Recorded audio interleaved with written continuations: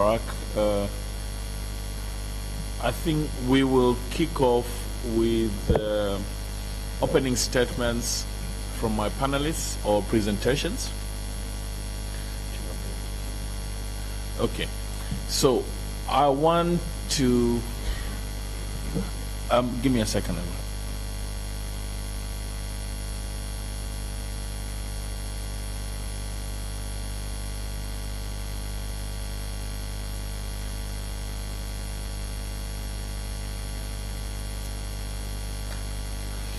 Okay, so I'm going to ask Joe to kick off our conversation today. Usually we have 1.5 hours, but I'd like this to be as interactive as possible. So let's keep it between 5 and 7.5 minutes maximum if you have a presentation.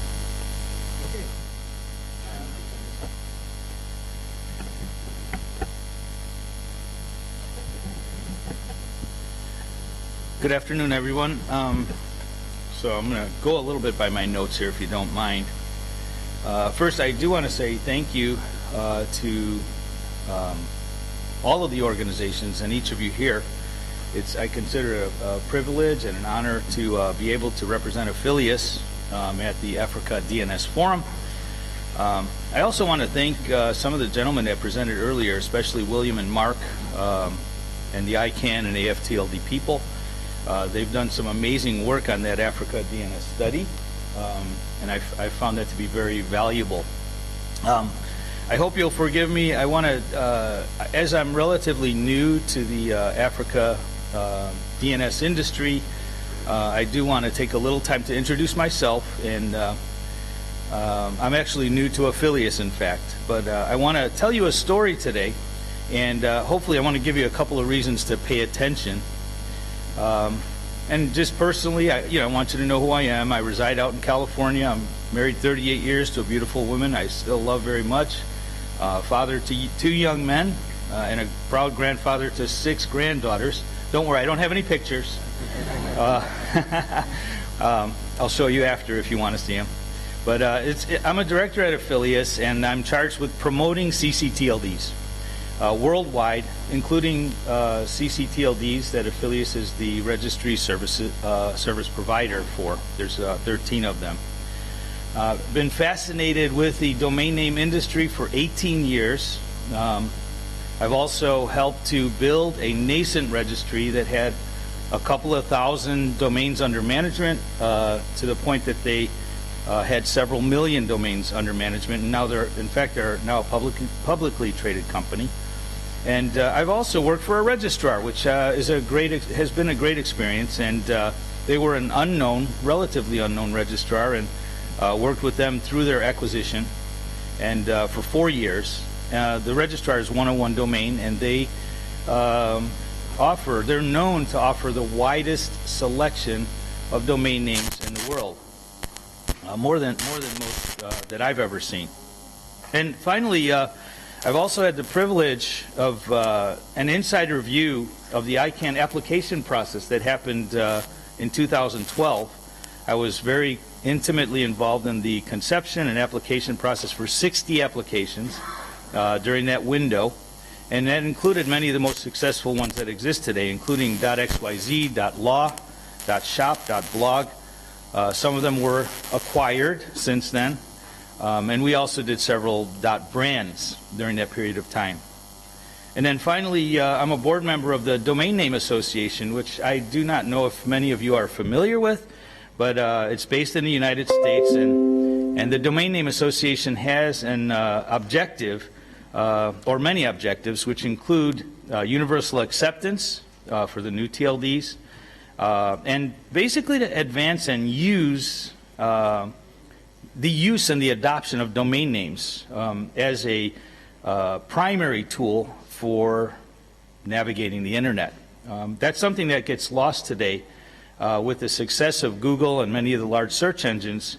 The use of domain names in many people's minds is not as important, and that's something that I want to talk about as I go through this presentation, and that is domain names are valuable to people who buy and use them.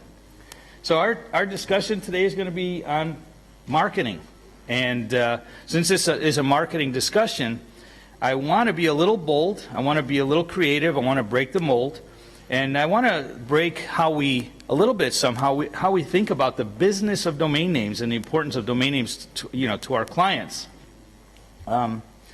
So I think it's important to think about the business and the revenue generating opportunity that is under your care if you are a ccTLD manager. And it depends, what that revenue generation opportunity is to you depends on who you are. Now, I have a saying, I like to say that all ccTLDs have 3 characters, not 2, but 3. Of course, they have the 2 characters that make up the TLD, and then there's the character and the objectives and the goals of the operator. That's another character. That might be an individual, it might be a company or a business that you manage or work for. It could be a government administrator, or it could be a nonprofit or an NGO that's charged with the operation of a ccTLD. But whatever you are, unless you believe that procrastination is a great idea, then I think regardless of your characteristics and your goals, there's never, ever a good reason to put off the proper planning and registering of your domain names. And in fact, it doesn't really matter what the reason is. There's a thing they call opportunity cost, and it is a real thing. If you deny it, it doesn't make it untrue. All right? Time happens. How many of you look back on the years and think like how time has flied? Okay? When you get grandchildren, it kind of really demonstrates to you how time is flying. And every year, especially in this industry, because we sell a subscription product, domain names are subscription products. They are time-based. Every year that is delayed is lost, and a year's worth of revenue is lost, never to be recovered. If you're procrastinating or putting off the marketing of your domain name for any reason whatsoever, and regardless of the character of your domain or your TLD, it's time and money lost. So I want to talk about that revenue generating opportunity and ask a few questions. And first, what is the business about? What are domain names to the people who buy them? And what are they for us? Because the bottom line is that a registry succeeds or fails based on revenues and cash flows. If you're an individual and you run a registry, you support your family with those revenues, and you earn your income based on what you earn. If you're a government administrator, okay, governments rise and fall partly based on revenues, and they only have 2 ways to raise money to support the important initiatives that they do. One of them is the highly popular method of taxing your citizens, and the other one is providing public services, and public services that are non-tax, self-supporting revenues and cash flows for your government. So, selling domain names, it represents an opportunity there. If you're a nonprofit, you need revenue, and you're capable of funding amazing, good things based on revenues and cash flows. You can survive and even thrive if you're intelligent about the creative and non-dues revenue that you can produce using domain names. Think of what's happening with PIR and the ISOC, right? So PIR is a revenue producing part. It's amazing what they do for ISOC. Oh, and PIR, by the way, is thank you for reminding me that. For those of you that are not familiar with PIR, it is .org. The organization that runs .org is a nonprofit, and the revenues that they produce fund a lot of the ongoing activities of the ISOC organization. So that's very important. So the question I have for the people in this room that run ccTLDs is, are we so close to the tree that we're missing the forest? I don't think we realize, we're in an amazing business. And I love to tell people every year, that I'm a part of this industry, at the end of the year, I still ask myself, is this the career I want? Is this the job I want? And I have to say, you know, I've seen people come and go in real estate or mortgages or this business or that business, and I always come back saying, I love this business. This is an amazing business that we're involved in. And, you know, we don't need, think about the business. We don't need stores. We don't have physical inventory. I think Mark spoke about that the other day. You know, if you have a chargeback, of course, that's a risk, but at least you don't have to send somebody out there to pick up the merchandise, okay? We sell a little space on a computer somewhere in a data center. We sell a database record.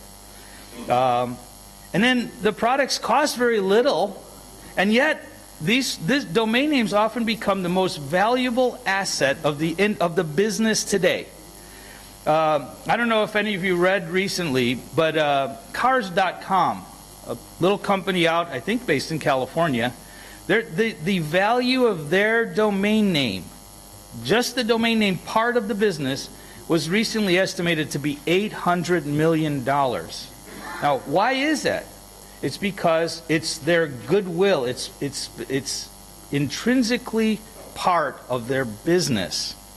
And that's something, you know, we're in that business. We are in the business of helping companies to grow, of helping people to share their ideas. I mean, it's an amazing thing that we do. So here's the thing. All that said, we can't let that go to our heads. I think that's what ruins us. I have an old boss who was a very successful man who used to always tell me that pigs get fat, hogs get slaughtered. Okay? And, you know, if you have an idea in your ccTLD, or if you have an initiative that you want to bring out, introduce or build, or grow your domain, okay, then you've got to be clear about your marketing strategy. Now, I say this from the perspective of working for a registrar. You know, I may be somewhat new.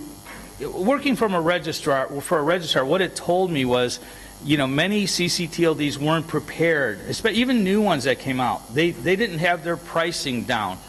We would try to represent them to customers and to clients. And what we found is that their pricing wasn't fully prepared, or their rules weren't made, or something. And so we couldn't really go to market intelligently. So in the short time, I only have a minute or so, and I haven't gotten to what I call the 5 pillars of registry success. Maybe before we end, I might be able to just touch on those. But I'll save that, because I want to give everybody an opportunity to speak. But where I want to end right now for this initial presentation is I'd like to propose to you that you get serious about marketing your TLD if you're not already doing so, and regardless of the reason, because preparation is what makes your TLD, having your prices ready, having your rules ready, having your security in place, all the things that people have been talking about this morning, the ideas that Mark and William presented so well, those keys to success. I mean, that's all. Those are the keys, amongst many other things, but they are important keys. And it needs to be done sooner rather than later. Somehow get it done, because it really matters to the success of your registry. So I'll leave it at that for now. Thank you. Thank you. Thank you, Joe. That was a good overview and intro. I will now ask my brother Bob to give us a few words of wisdom. Bob? Thank you, Ali. I am not sure I qualify to give words of wisdom when wise men are in the room. So, but I'll attempt to contribute to this session. And I'll speak from an ICANN perspective, specifically on some of the initiatives and why, for example, we see this as critical for the DNS industry in Africa. I think starting from what we have for us is an African strategy that of course came from the African community, and it elaborated and highlighted a number of issues that needed to be addressed in the DNS ecosystem in Africa, and actually went ahead and attempted to prioritize some of the pressing areas that needed the focus of partners and stakeholders. I think, first of all, from the onset, it was realized that there was no information. And most of the figures that were being talked about in various fora were actually approximations. You could not point to any document that was saying that, a document that everybody could reference. And if we were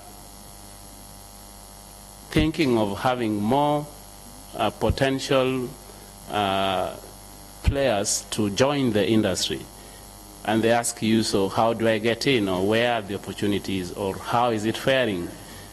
We had nothing to show. And most of the time, they told us that, you know, this industry is like walking in broad daylight with your eyes closed, because there was no information. So that was one important factor, and I think information is critical in determining any action that we need to take.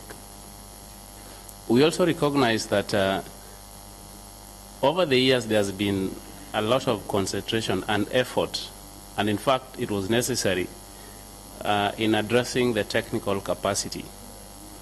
And like we said 2 days ago and yesterday, a lot of effort was concentrated to that. So we have different organizations focusing on different elements, but technically. And what resulted is we ended up with technically sound, at least platforms that can run registries. But then we realized that we left out the other element. And if we are going to look at a registry as a business, then we realize that it is not only the technical department or the technical function that makes it successful. In fact, a salesman only sells what has been technically provisioned. Imagine if you did a TV awareness or a promotion, and the moment people click wherever you've told them to go and click, all they see is an error. Then you realize that your technical guy is now letting you down. So there's a very close relationship, and in fact there is a prerequisite that the technical platform must be working for the sales platform or the sales or the client-facing team to be successful. But then we were not spending enough time and resources in developing that soft phase or departments of our registries. And maybe it is not only the sales or the marketing departments, even the legal departments. Today, I am not sure how many of our registries are actually having any legal resource, either at the board level or at staff level. For those that do, I am sure they are accountable. Maybe they were not that critical a few years ago, but I think today they are. So we actually need a very holistic approach, and I think marketing was one of the glaring gaps that we were not giving the proper attention. So what we try to do is to, of course, in a small way, looking at our limited remit as well, contribute to building that capacity, because the Africa strategy is more on capacity building, and then it is focused, or it has to be focused on the DNS industry. So it could be technical capacity or business-wise. So we've done a number of those trainings, around 10 countries so far across Africa over the last 2 years. And we realized that, first of all, such a project needed to be sustainable. And we hoped that registries that had received this training would use it kind of as an eye-opener and then build on it and actually carry on with it by themselves. So far, I wouldn't say that that has happened to the extent that we hoped, but at least whenever we did this training, which was national, so in every country we would do it with the registry, with all their registrars. And I'm happy to say that Tanzania is one of the countries that has hosted this training. It was really an eye-opener for the registrars. And they could actually tell you how this is something that, first of all, they didn't think you could market domain names. By the way, how do you market a domain name? Is it a product? What is it? How do you sell it? So these are questions that have been lying, but have not been addressed. How do you actually sell a domain name? So we feel that it's an area that we need to continue building, but for it to be sustainable, it has to be in the program of a registry. It has to be part of their business to have a plan on marketing, because you can actually sell a domain name. There are ways of selling domain names. The other phase of it was trying out kind of linking our registries with established players. And I'm happy that Afilias is one of those registries that hosted some of the, what we call interns, that went to see, for example, how do they run their businesses. Maybe today Joe will share more. So we had people to Afilias, IP Mirror, for example, and we hoped that this could actually not only expose them to other markets, but really to see for themselves how established registries run. What processes do they have? What kind of resources do they have? And how do they sell? So I believe that has created kind of a foundation for us now to build on and create that momentum to show that indeed, with the study report now out, you've seen the numbers for yourselves, and we know how well or badly we are doing. So we cannot say that we no longer know. The statistics show us that there's a lot of work to be done, and we've actually proved now that marketing has been missing. And those countries that have at least hosted the DNS entrepreneurship trainings have actually seen that you can actually sell domain names. There's a way to actually sell domain names, or there are strategies of selling. So we now need to make this sustainable, and we need to make it national priorities, because ICANN or other partners will not or may not do this perpetually. It has to be our business. So I think those will be my opening remarks. Thank you, Bob. Much appreciated. I'd now like to ask Mohsin, who's sitting on my right-hand side. Mohsin will say a few words.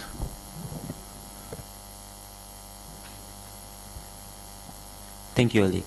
I think we'll start with a small intro. My name is Mohsin, founder of Extreme Web Technologies. We are a TZNIC accredited registrar. We started quite a long time ago, and I was asked to join this panel to share some of my experiences in marketing .tz. I wouldn't say that we have run with the idea so fast, or nothing that we have done extraordinarily so far, but there are a few things that I keep seeing mistakes happening when you try to sell a domain name. This is about 13 years ago when .tz, when we founded the company. .tz wasn't, we weren't really selling .tz at all at that time. I don't think TZNIC was even founded at that time, and we used to send an email to some person called Bill Sangiwa over email to register the domain names. Particularly for .tz, When we became TZNIC accredited registrars in 2009, there was one clear fact that separated the adoption of .tz, and that was pricing, which was even discussed in the previous talk, where .Africa was seen as a competition for the adoption of local ccTLD domain names. We faced the same thing back in 2010 when we used to sell the .coms and nets and orgs for about 10% cheaper than what the .tz was, and we took a step to stabilize both the pricing. So we upped our comnet and org pricing to the same price as the .tz, and since then till now we have more .tz domains with us than .com, net or org. Just to put numbers in perspective, I think we have about 4,400 .tz at this time, and probably about 700 or 800 comnet, org or other domains. So that's clearly like 4 times more .tz coming from just a simple pricing change. When people used to come to register with us back then, they used to go for whatever is cheap first, regardless of whether they had to add a tz.com in the end. Some of the other things that I've noted is a lot of, let's just say you need to define who you are targeting. If your customer is an IT manager, go all technical by all means. They will understand what you're talking about, DNS, domain names, servers, and things like that. Exchange, DNSSEC, whatever we've been discussing yesterday and today. But if for mass critical purposes or mass critical adoption, you need to speak to the people who will be using it. And they will be your small business owners, the plumbers that we discussed yesterday, the doctors, the professional, whoever is a professional, whoever is running a business, an ice cream shop, and on a store, a bouquet store, a flower shop, whatever you can refer to. And if you go to them and speak to them about a domain name, you have lost them that very second. Speak to them in terms of website addresses, or don't even bring that up, go directly to a website or email services. The second challenge that you usually keep, or we usually keep seeing, is people still use or promote the Yahoo, Gmail, and Hotmail email addresses on their business cards. And whenever we do speak to them, it's something of more of an awareness sort of issue than I would say it's more of an awareness rather than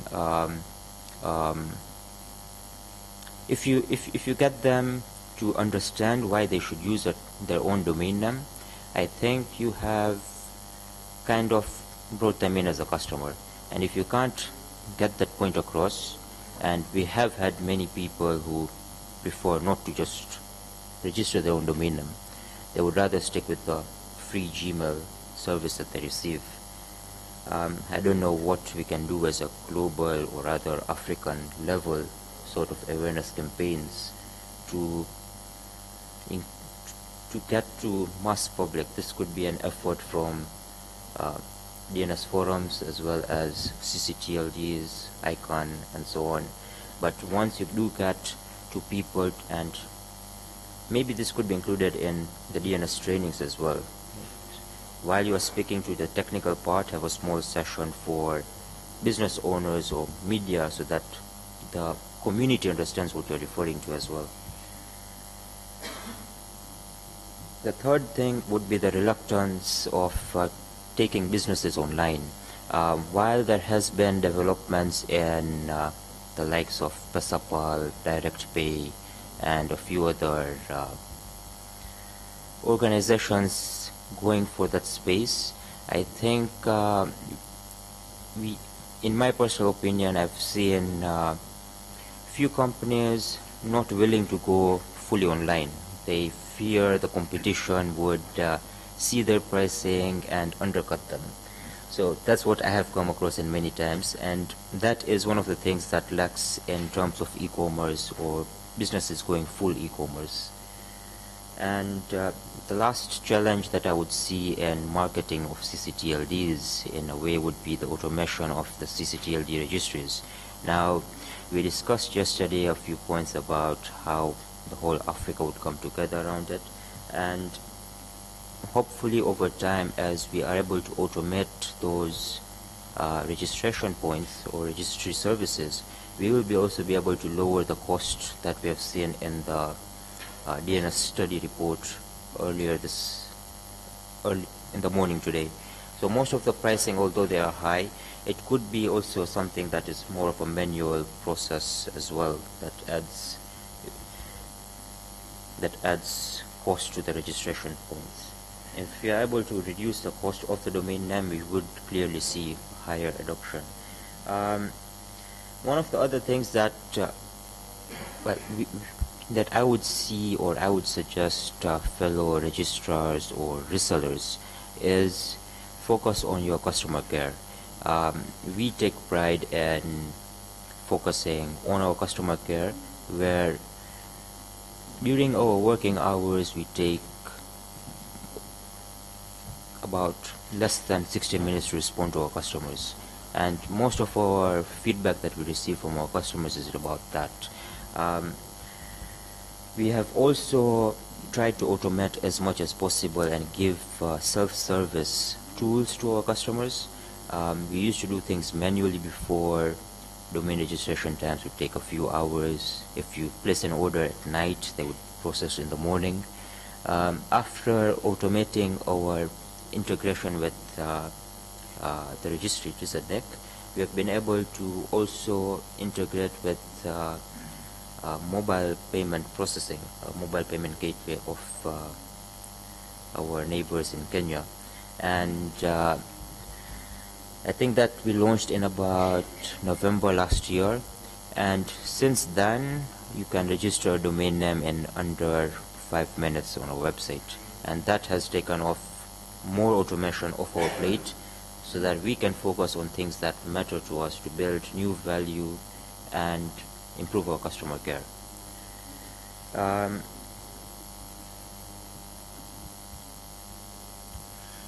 Just as one last point on my side would be, while we have many registrars in the country, each and every registrar needs to automate their services.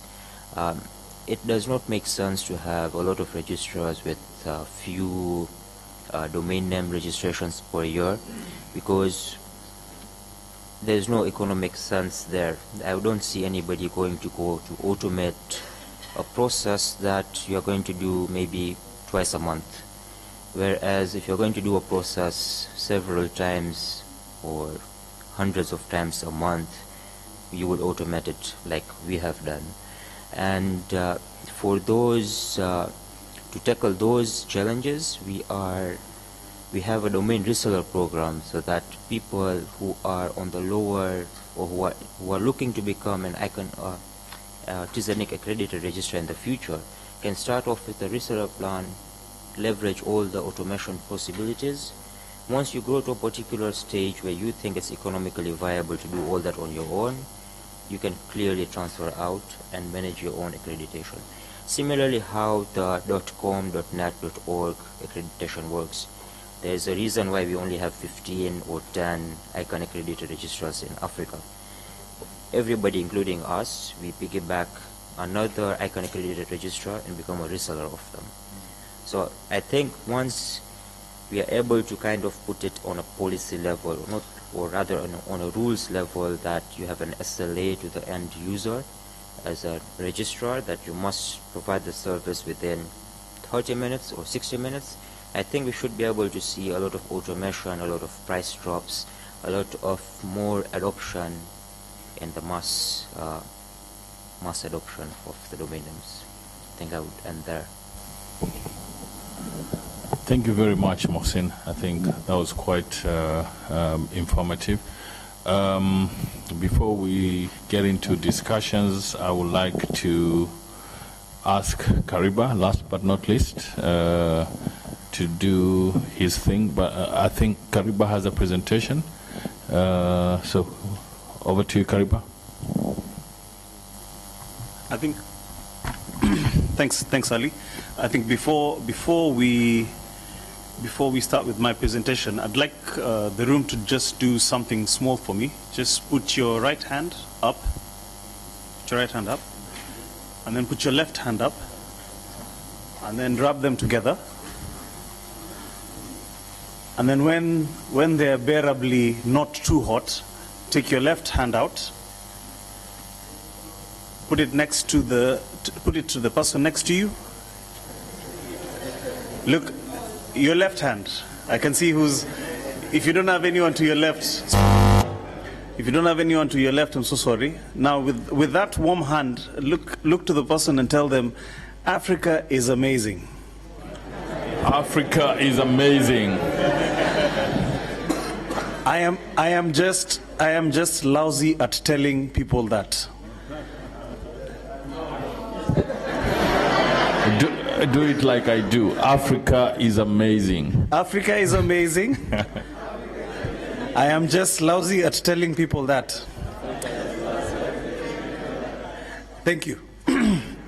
Now, that is the same for politics, tourism, and a lot of other things. South Africa somewhat gets it right, but in most cases, especially when we come to domain, it's the same conversation.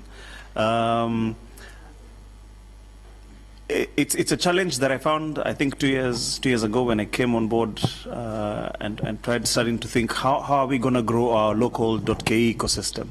And I always find that we're very good at analyzing the text, so we're going to automate it, DNSSEC, it's going to be secure, and stuff. But then once we leave this room, we forget that the person we're going to has no clue. I always keep saying the more, when someone is ordering, the less, you know that sound young girls or teenagers like making, huh? It's their question mark. The less hahs you get when someone comes to your website, the better you're doing. And I always try and tell registrars, and it's something that we're working on now, to make our brands or our TLDs ha-proof. Because the less ha-proof it is, the more people want to engage. And we're going now into this generation that's coming up is very techno-friendly, but they also don't like too many complications. So the less complicated you are, the better. One thing that I have found that is working actually for us in Kenya is we're slowly trying to move away from rhetoric, trying to sound like K is this thing that supports your email, etc. We will get to tell you that. We first must get you interested. One of the success stories I liked actually happened in the last 3 months, and it kind of made me know that we're on the right track. Let me just play for you a short video. I don't know if it's gonna work. Off YouTube, is the sound working? Sound? Ah, awesome. Good stuff. Play, and then put it on full screen. Just want to click the play button. Huh? Right there. Yeah, see? Huh? Right on the thing with the... Huh? It's happening. Huh?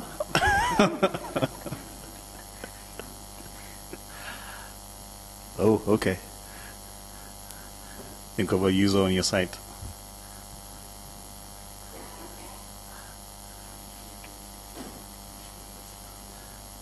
No, it's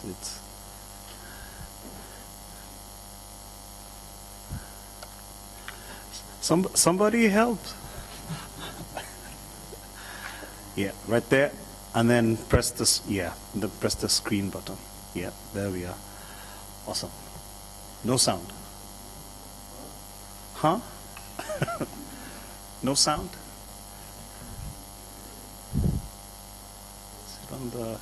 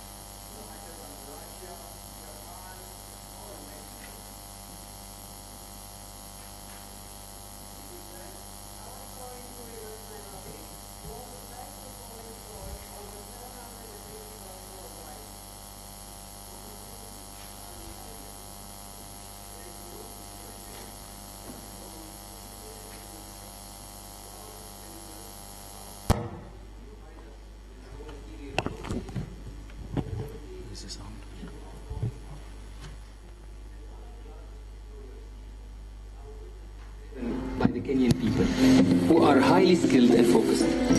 They are some of the most hardworking people you'll ever find. Kenya is definitely Africa's Silicon Savannah. Over 60% of our population are millennials. They are the first generation to not be afraid of technology. To them, technology is like air. They just want it to work. Our startups are world-class, and our IT infrastructure is #1. Come to Kenya and use the talent here to your advantage to build your business. Technology has been revolutionizing business in Kenya for quite a while now. Everyone with a phone has the power to grow the economy. And if you take M-Pesa, we are transacting about 10 million transactions every day, moving about $10 million a day. There are about 1.7 million businesses in Kenya. Almost 99% of those are small and micro enterprises. And so we're building customized solutions to move these businesses forward. Education plays a major role because when you employ guys who are educated, they understand better, they can train better, and therefore you get perfect partners. And in Kenya, we spend a lot of money in educating our populace. Kenya has one of the best educated population, and they are driving growth through technological advancement. Kenya is really a green field when it comes to innovation in the area of digital transformation. Kenya has changed a lot. The choices available to people is just immense.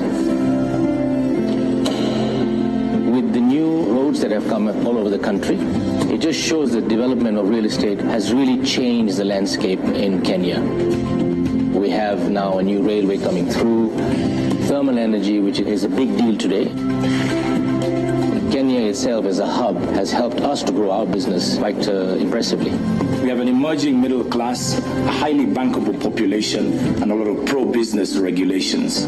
The bank has really been part and parcel of the growth of the economy of this country and bringing innovations to our customers in order to facilitate GDP growth, creation of employment, and the bringing of financial services to both individuals and businesses in this country. The level of credit has been growing significantly over the past few years, really showing that credit is available. We want to make it less expensive for businesses to do business in our country. We had a handful of different types of fees that have now all been collapsed into one, where you pay about $100 for as an all-inclusive fee to register a business within 24 hours. We have an open door policy for investment, so we encourage investment, we encourage through incentives, and because Kenya has an authentic African safari product, as well as wide sandy beaches at the coast, the combination of these two becomes interesting for investors to think where to go. There's wealth in our soils. Our fruits and vegetables feed Europe. Kenya is the largest exporter of flowers to Europe. Without Kenya, romance would not be the same in Europe. It is a very well diversified economy, and that diversification is a single biggest strength that we have, and we want to continue building on that strength. I can tell you that Kenya is probably the smartest country in Africa. Would I invest in Kenya again? 10 times over. Kenya is on the verge of becoming a significant global player. The African country that currently offers the most potential. And that is why the future is Kenya.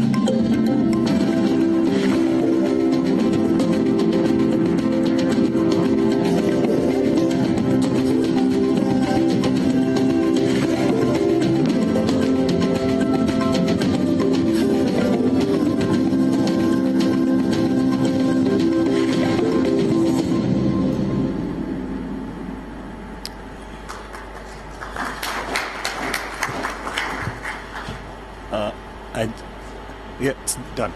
Sorry, cancel. I wanna. Okay, so you can now go to the presentation. Great. So, still hello? Yeah. So that's a campaign that was done. That was done by Coca-Cola in collaboration with market leaders in Kenya and the industrialization ministry. The reason why I'm particularly happy about that campaign is for the last 2 years or so, we've been quietly, every time we saw a big campaign go out that had no essence of .ke, we would quietly write to agencies, etc., of the content that they're putting out and how, you know, if you Google, I think 2 years ago we wrote out a communique on how we're trying to build the 30 billion Kenya shilling .ke ecosystem, etc.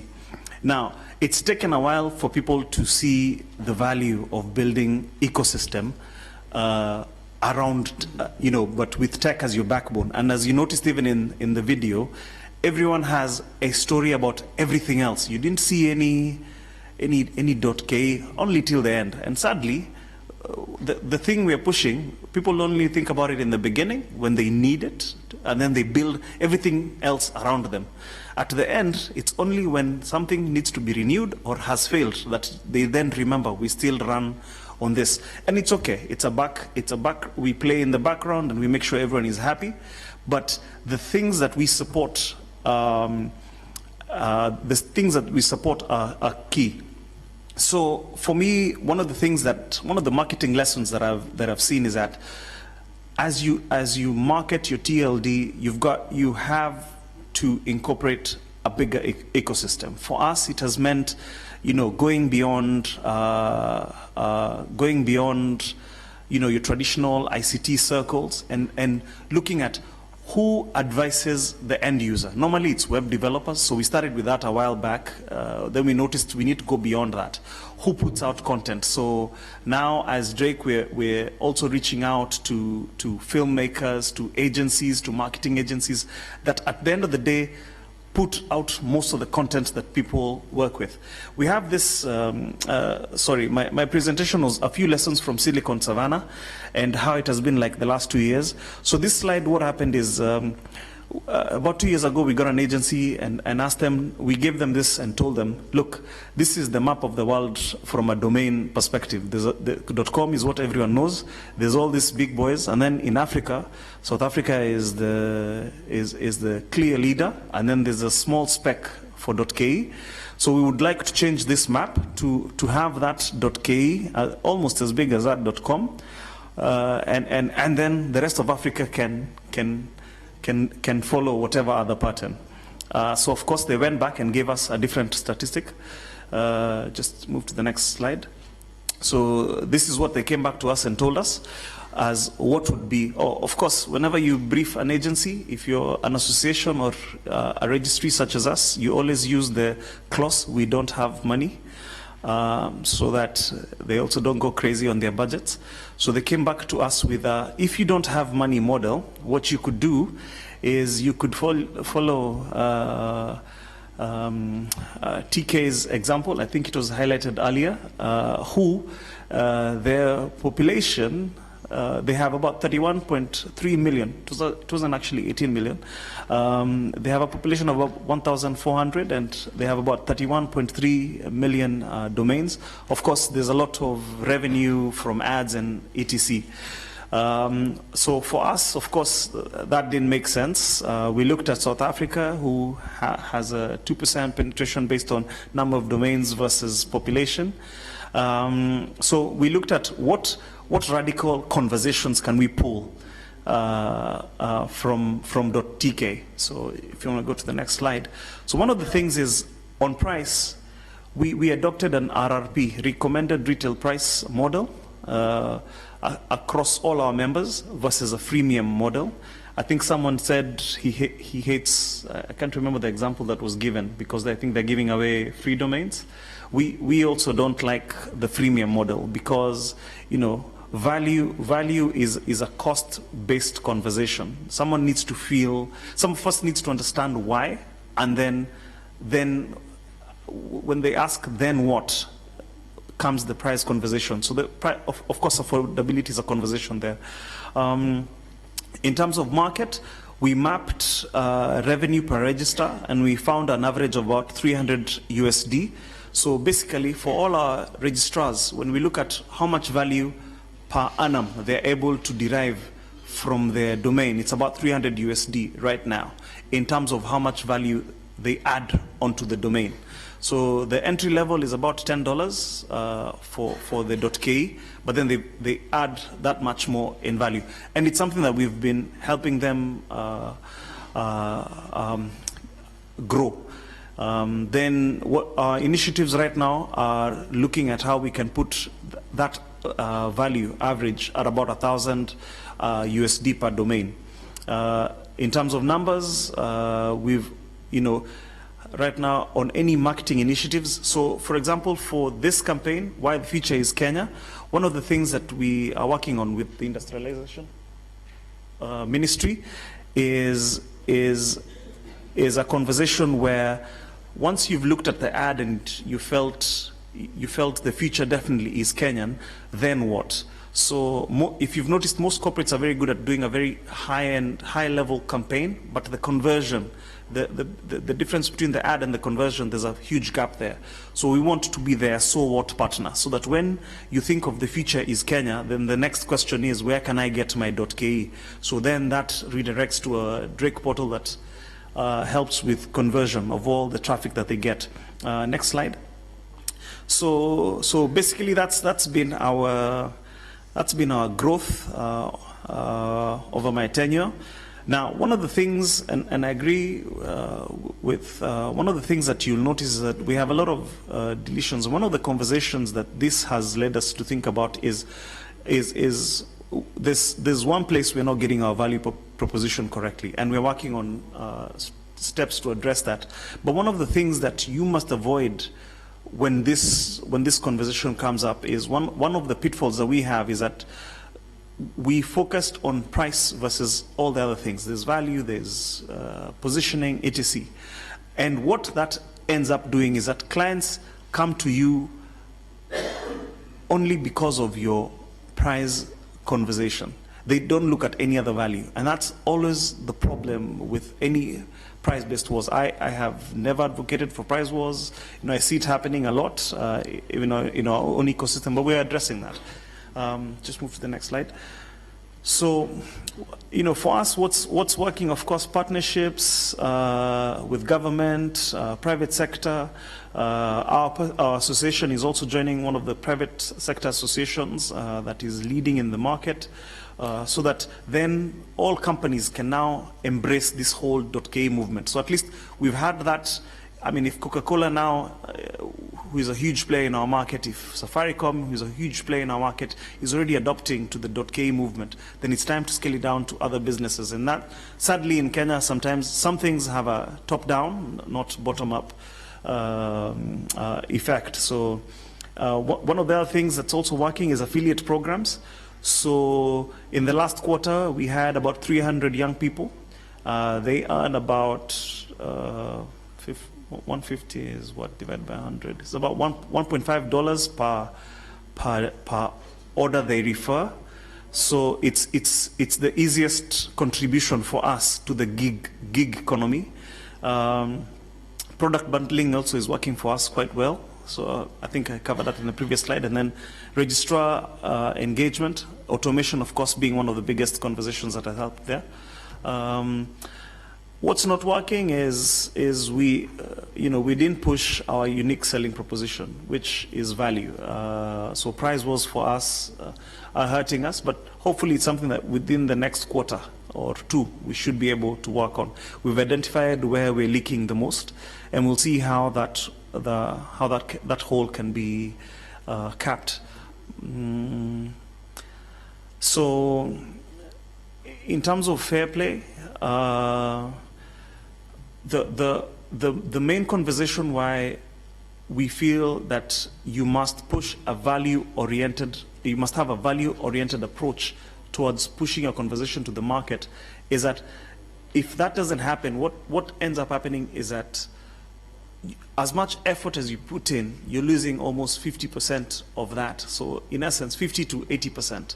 So in essence, ideally, when you consider that for every marketing effort, you only convert about 10% of what you're doing. So in essence, you're almost doing zero if you don't focus on the value that you're giving to the end user. Now, so for us, we've looked at how we can keep retaining .ke accounts and keep growing them, so that retention is a huge conversation. We've at first thought it was a whois problem. We sorted that out, but for us, value is coming out strong as something that really needs to be looked into. I'll just go to the next slide. So beyond 2017, for us, we looked at, now that you're saying, we looked at, we have a vision 2030, or in my example, if I use my daughter as an example, 15 years from now, when she's getting her ID, what kind of ecosystem will she want to live in? One of the things that we've come up with, if you can go to the next slide, is we've thought with all this DNS talk, how can we move KE to be ID? I remember a while back we had a campaign called Wapi Kitambulisho. I think the Swahili-speaking people in the room understand that, but Wapi Kitambulisho just basically means where's your ID? It's what your policeman normally asks you when they meet you on the streets and they want to engage with you. Some people call it harassment. I call it engagement. I seek to be on the correct side of government. Anyway, so for us, one of the things that we're working on to enhance the value proposition of the domain is KE card. So what we're thinking about in the future, I don't know about Tanzania or your country, but in my country, I have a national card, I have a national hospital insurance card, I have a national security something card, I have a driving license, and depending on which other things I'm on, I may have up to 10 cards in my wallet. Now what we're thinking is, and all of those still ask you the same question, what's your ID number? So if your ID and your KE are the same, then we can have a platform to which one card answers a whole lot of things. So of course we're in engagement with a lot of industry partners to think, because then for us, how we see it is, if the younger generation are roped into that, we may not necessarily rope in the older generation. They may not be early adopters for us, but the next generation will definitely enjoy a much more seamless KE experience. And for us, that's what, as an association, we're really pushing. You can move on to the next slide. So, in terms of trends that we also want to jump onto, we've identified a few things that are cross Africa that we want to, or rather cross country, that we want to work on. Internet for All is one initiative. It's run by Global Shapers, which is one of the youth movements within the youth community within the World Economic Forum. What I like about this particular initiative is that they have hubs all across Africa. So whatever then you work on with them, I mean, it's basically like talking to the AFTLD of young people. So whatever you want to work with, work on that you need scalability across the continent, then that gives you the easiest way to assess that. In terms of DNS, of course, I'm looking at blockchain and how then from a KE perspective on finance and all that we can latch onto that. In terms of Internet of Things also is how does the domain work within that ecosystem. It's not something that we have, I would say that we have formulated and said this is the way, but it's just something that we are still working around to see how best we can work around that. And with that, I'm open to any questions. Kariba, thank you very much for that insightful presentation. Now, usually I would start by asking questions to my panelists, but I want to throw it open because we are running out of time. These four guys love to hear the sound of their voices, so they went on and on and on and on. But that's for the betterment of us all, I guess. So, first question, comments. Who wants to go first? A lady first, yay.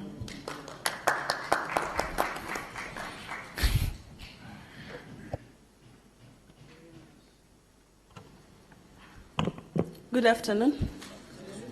I think I'm God sent. You are. Today has been very interesting, and I'm Pamela from the Institute of Accountancy, Arusha. I'm a lecturer.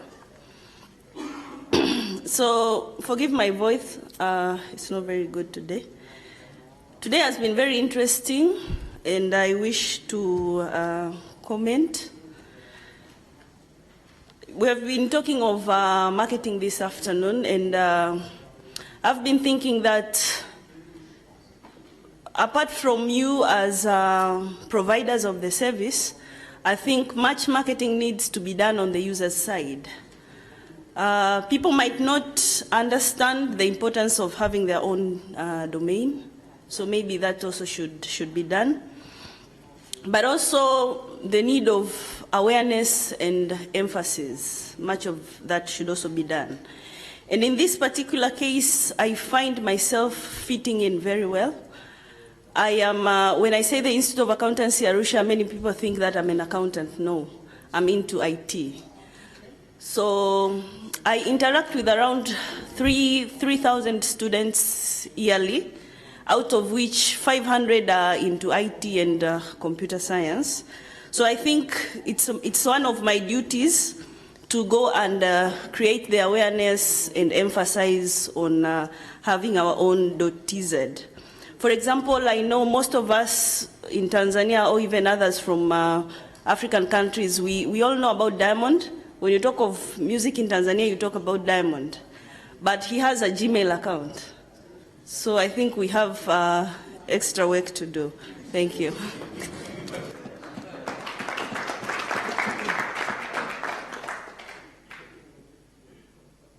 Yeah, my name is Moses from .NG. Yeah, well done, guys. Excellent presentation. But I want to ask one or two questions. I'm aware that you've opened up your second level. So the first question is, what's the price of your? Is it the same price with the third level domain? And the second question is the take-up of the second level is. Has it increased the volume of your registration, or and another thing is that what are you doing about the people like the people that have their domain on the third level, and now maybe another person take up the domain on the second level? So how do you resolve the issue? Hope it's not affecting your business. Or that's my question. We'll take one more question or comment, and then the panel will.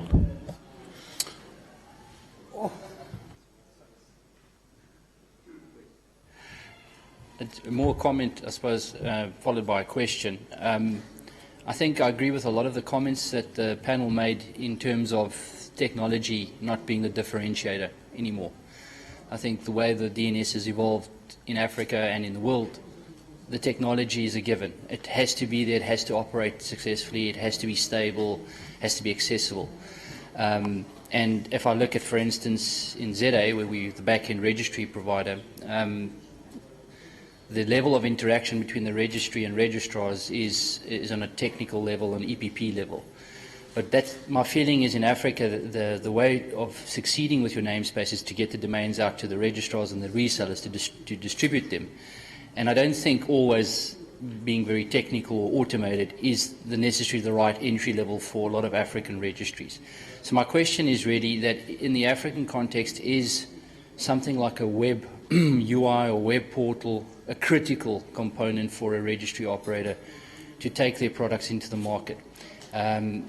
You know, I understand automation and I understand where you are in your organization, and I absolutely believe that is the way to go in the future, but it's not for everyone. We certainly don't offer a web registrar portal at the moment. We want to bring that in, but I think it's a different scenario in the rest of Africa, in Kenya and Tanzania. I think the web portal becomes such a key differentiator, and it also means that you're able as a registry operator to roll out additional services and tools and features to your registrar. Things that they would normally have to create and develop themselves, you can now provide to them. So that level of distribution is a critical factor, I think, in a successful ccTLD.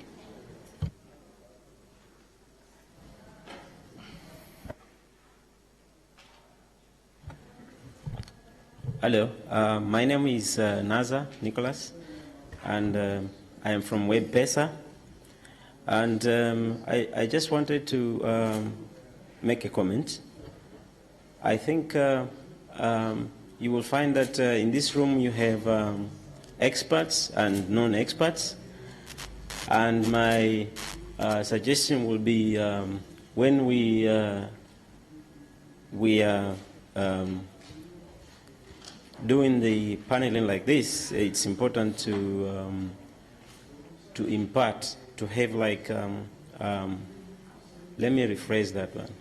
I think it is important to like the registrars, for them to be able to have like soft skills, because that is essentially very important. Because if you have registrars, at the end of the day, what they want to do is to sell. And if you are selling, you have to look at who are you selling at, because you are not selling a domain to an expert. Actually, you are just selling a domain to a person who is a lay person. So it is very important, because I understand the issue with our education system also is that we say, you know, people go to science and others go to, you know,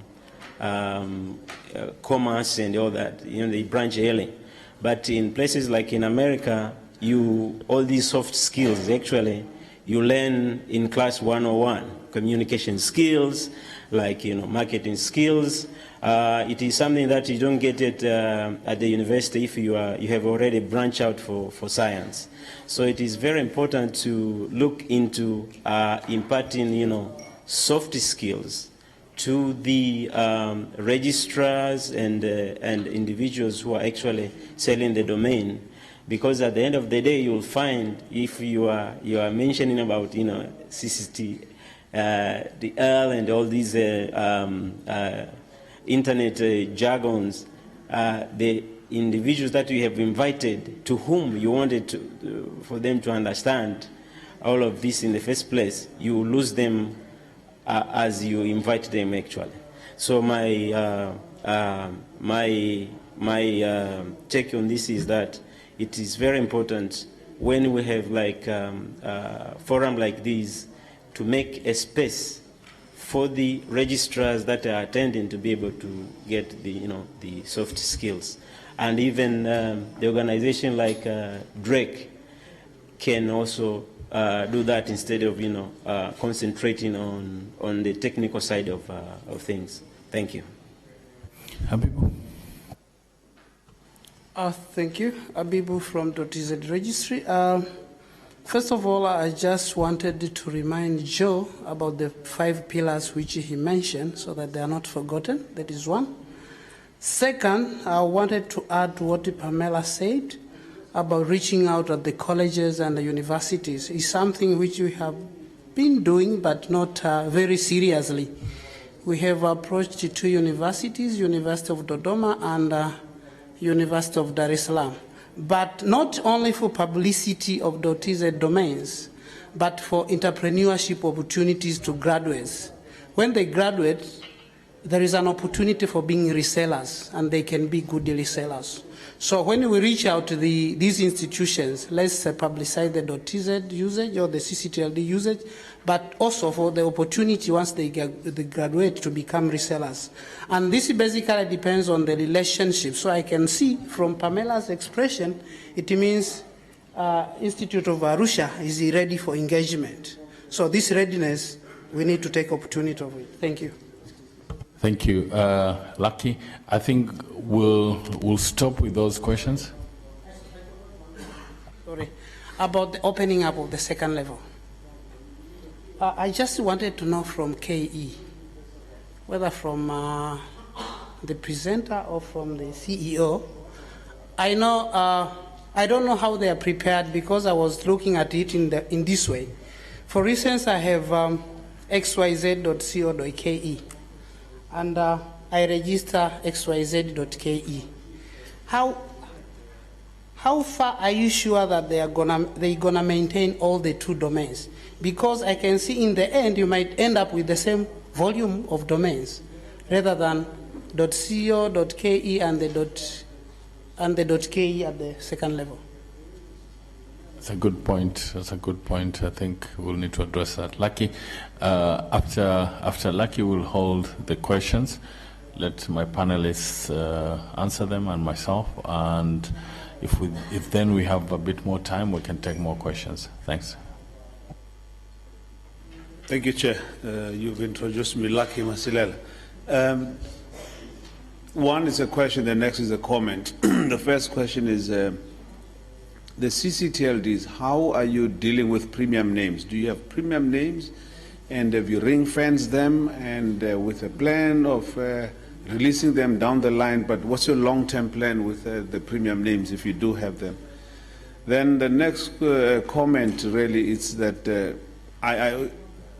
from one of the panelists, there was a statement on the fear of .Africa, the pricing for .Africa, posing a threat to the ccTLDs. Take comfort, you know. Well, one of the functions, one of the mandates for .Africa, as a domain name for the continent, is to address 4 critical areas. And one is to develop the African content, localized by countries. 2 is to look at the development of registrars. 3 is the development of ccTLDs.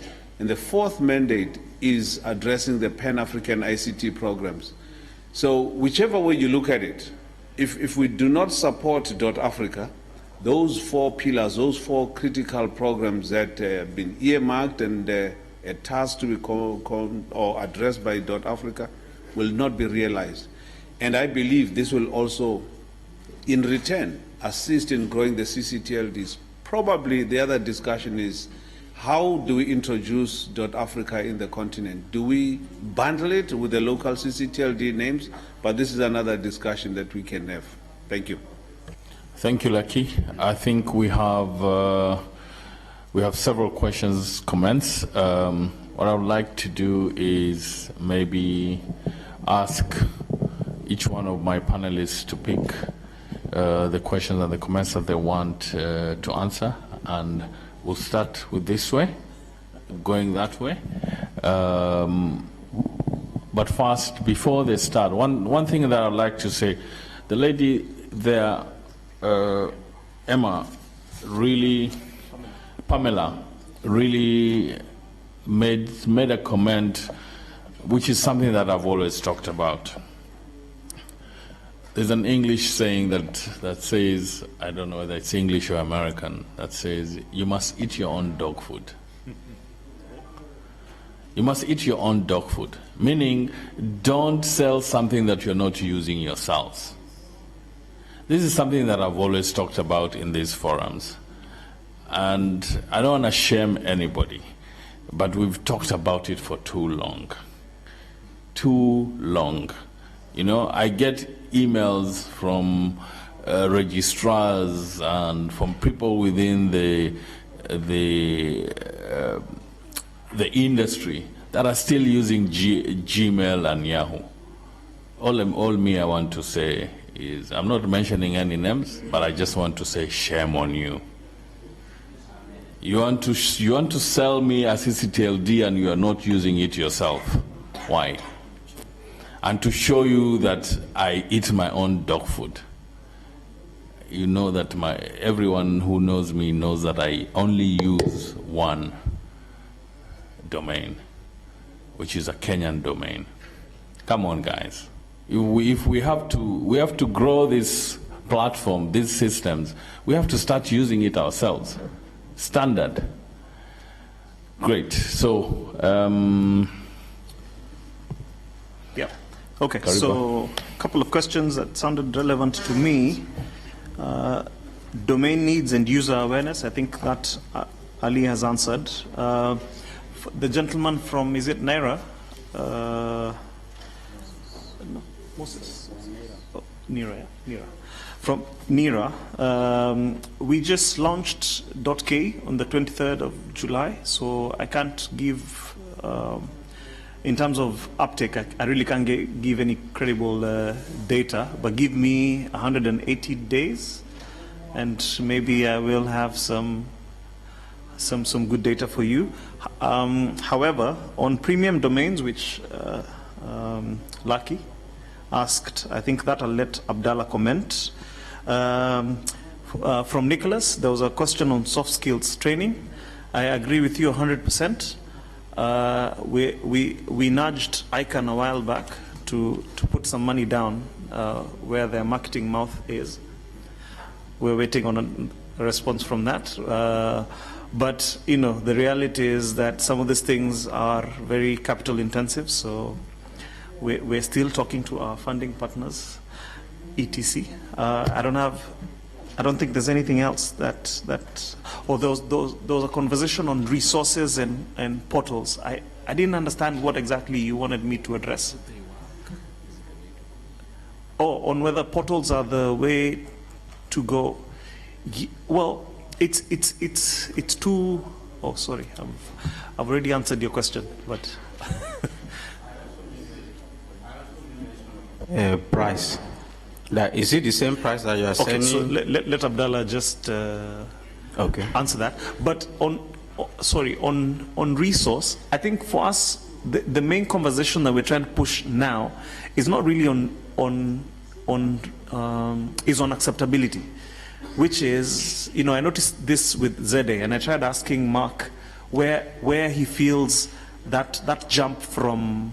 Because you had your levels of 60,000, 100,000 domains a while back, maybe like 3-4 years ago. And then that jump was like 100, 200. Next thing you look, stats, 300. And there was a lot of .coza. You'd see it everywhere. If you flew to South Africa, you'd see it from your airline to your, so it was taken up. So we're kind of in the same place where we're waiting for this magic revival of .ke. And we haven't identified our Jesus yet. It's in the process, but you know, as has been said, the flock is ready. It's the harvest is ready. It's the harvester who's not available. So we're getting there, and I think for us it's just getting to that critical mass where portals and everything, now we're done. We're past that. Now it's just the soft issues of making sure that the market appreciates and wants to jump on. Yeah, hope that answers your question. Thanks, Kariba. And we just did a small redelegation here. So the moderator is now bob.ke. And I've noted that time is not with us, so I'm sure we are also making our closing remarks. So as a panelist, I'll make 2 comments and just note that Abibu is very lucky to almost get access to potential 3,000 domains. If next year we still have .tz at 15,000, I think you will owe us an explanation after what Pamela has just highlighted. So it's kazi kwako. I'm sure you know what to do. Maybe to respond or maybe make a comment on Neil's question on portals. I want to believe our markets are very different, and in some markets that would be a more or a faster way of ensuring that registrants have access to what the market is providing. Other markets have higher level of awareness and people know what they want. Whether you put it on a portal or not, they'll still get what they want and they'll ask their registrars to give them. So I believe it differs from market to market. But I believe what is most important is automation. Whether it's available on a central portal that our registrars, the better automated they are, I think the better for the registrants. And lastly, also to reinforce what Ali just mentioned, and I'm not redelegating yet to him, so he is not with us here. I want to say that really we might think or feel or assume that those other emails are free. I think that is the elephant in the room. If you want to test that, go to Freetown, go to a restaurant and take your order anything and then walk out. Because it is Freetown, they'll remind you that nothing is free over there. So I don't believe it is free, even though you are not paying for that particular service. I'm sure you're paying for it in another way. So it's like asking us in another way to preach water and drink water, isn't it? That will be all. Thank you, Bob. I'm back in the room, Bob. Joe, you want to? Yeah, I know we don't have much time, so I'll make this quick. Whether we get that graphic up or not is okay, because I can give you a URL to look at it. But thanks for asking me about the 5 pillars. It's something I've thought about for a long time. I've always believed that trust, that word, trust, is cash in your hands.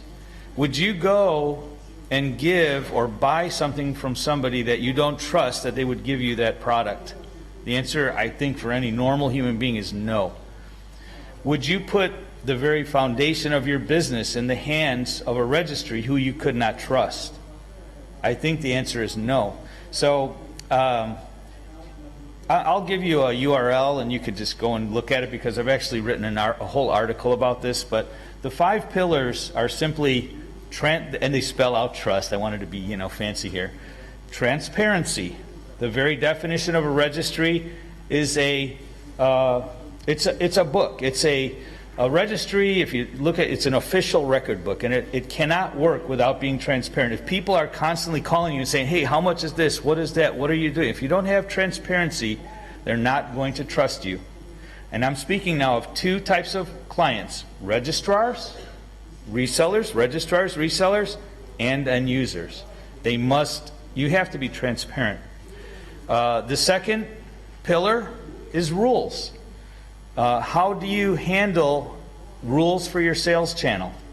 Do you have rules? Basically, that sales channel is looking for equality. They want to know that you're going to treat them fairly. Okay?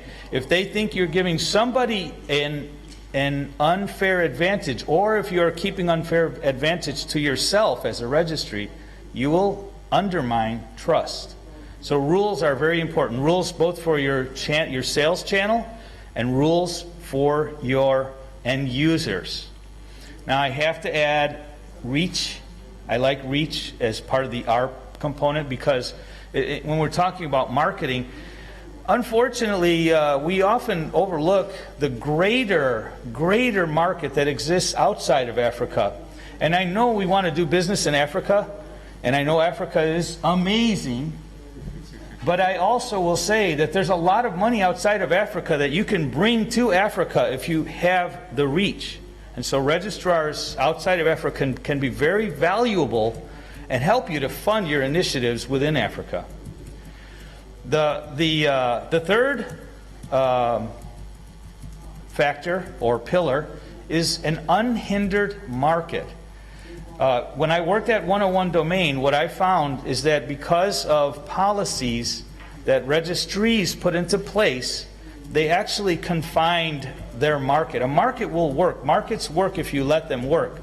So by putting unneeded rules and regulations and hindrances upon the policies that you make as a registry, you cause your market to, you make it difficult for them to do business. The fourth one is security. I don't have to talk about that. That's been discussed here. I'm not even going to get into it. But secure and stable security in terms of your technology and stability in terms of your policies. That people care about that, and it's what causes people to trust you. DNSSEC, all that. I'm not going to get into that. You guys know about that. And then finally, the last component or pillar is your technology. Yeah, it does matter.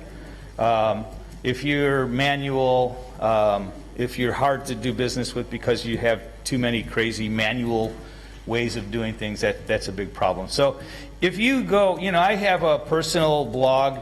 Guess what it is? It's my last name, Alagna.com. So it's ALAGNA.com. And on that site I have all of these, the 5 pillars laid out there, and a little bit more detail about what I've just spoken about. And I'm very happy to talk to anybody about it afterwards. Thank you so much, Joe.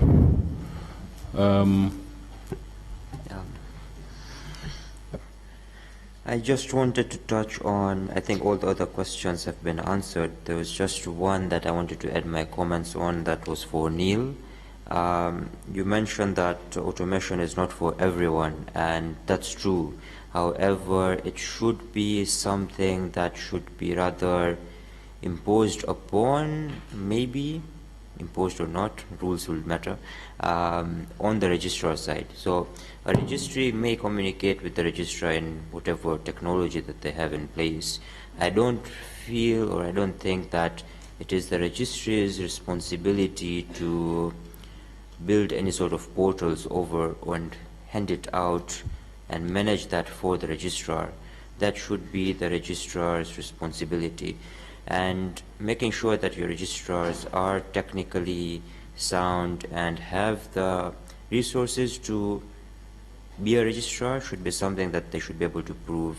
So maybe if they are coming in as a registrar, you should keep in some sort of a timeline that, okay, you are on a 6-month probation, provided that you are able to implement 1, 2, 3, 4, and 5, with the end goal being that once you are fully accredited, your end user should be able to register their domains in just like how you would register .com, for instance. I just wanted to add that. Thank you. Thank you so much. I know we've run out of time. Barak, do you have 5 minutes, 10? Or are we holding people from their teas?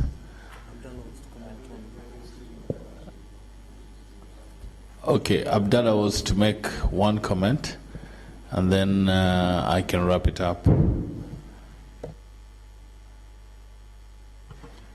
Yeah.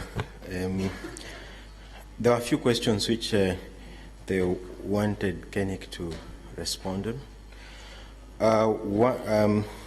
One was on the pricing from Moses, because if I don't answer, he'll catch me at tea time. Yeah, on the prices, of course, they'll not be the same. What we do at keNIC is a little bit unique. We usually have an RRP, and if you notice when the African study was being done, they picked an RRP price instead of the one which we sent to registrars, which is lower. So, but us, we have an RRP. But I'll give both prices. For Sunrise, to registrars, we'll give them as $70, and our RRP is $100. For Landrush, registrars will sell to registrars at $60, and we have given them an RRP of $90. General availability will sell to registrars at $50 and an RRP of $80. The RRP is basically to maintain the prices at a level where it's affordable. It's basically an input which we got from Drake, because before you'll get someone buying a domain, the third level, at $150, and then the other one. Then there's one from Abibu where he said the second level we may end up with the same number of domains. One, of course, government will still remain on .go.ke so that it's recognized as government, and schools, I highly think they'll still remain at .sc.ke and SC, depending whether they are lower level or universities. If the domain numbers will remain the same, you know, basically the third levels where the .co.za or .co.tz or .co.ke is basically a Commonwealth practice. Because if you go to .de, it's just straight away there. So most Commonwealth countries, that's when you'll find the third level, .co, whatever, then we move to second level. So about domains going down in number, if you move from the third level, go to the second level, we'll be happy. You know, you'll get more revenue from you because the third level is cheaper. So you come to the more expensive, the same guy will pay us more. So revenuers will not be hit, and the number will remain the same, yes, marginally. That's if that theory is right, but I think we'll get more revenue from that. We were asked how we came up with the second level. We did a research, and I will tell you the demand for second level started in the year 2008. Ali can confess, he was on the board at that time of keNIC, and it actually came to fruition in June, hardly, last month. So it has been a long journey, and it has been a demand from the community. Yeah, we don't keep premium domains. We have just the three levels: Sunrise, Landrush, and then general availability. I hope I've answered whatever was outstanding. Thank you. Thank you so much, Abdallah. I think to close this session, I would like to thank my panelists. I'd like to thank everybody else in the room. Of course, without you guys, we'll just be having a discussion by ourselves. But I would just like to close by re-emphasizing. We've talked quite a bit about the marketing side. We've talked about pricing. We've talked about the payment gateways. But I don't think we've had a stronger conversation revolving around customers. Who are our customers? Who are we? How are we serving them? I know my brother Mohsin touched about it from a client service perspective, but I think this is now a conversation that we need to move towards that conversation, and we need to start that now. So everyone, thank you very much, and now you're free to go and have your teas.